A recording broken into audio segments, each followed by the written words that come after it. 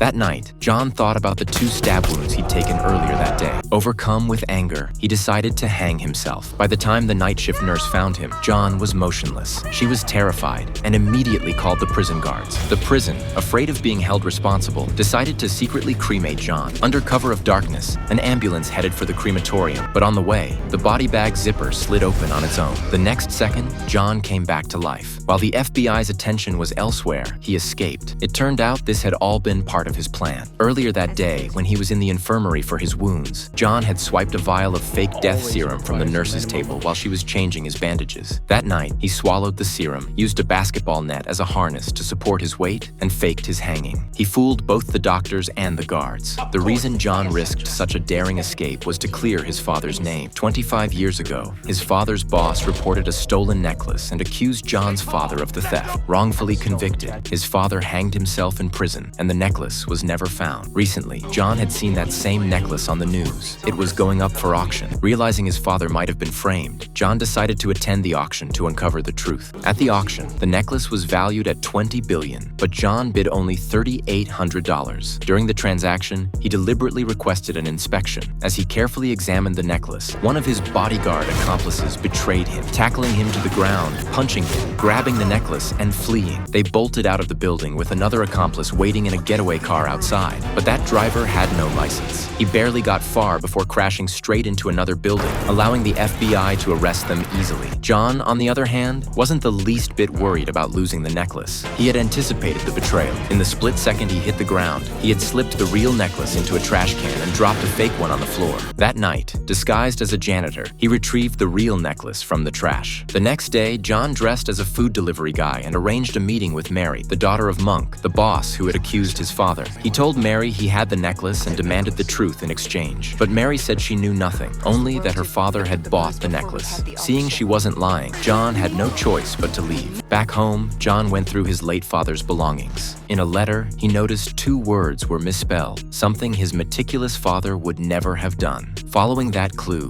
John tracked down a man named Johnny, who was still serving time in prison. To uncover the truth, John reluctantly returned to the prison, found a man who looked very much like him, and bluntly said he wanted to serve the man's sentence in his place.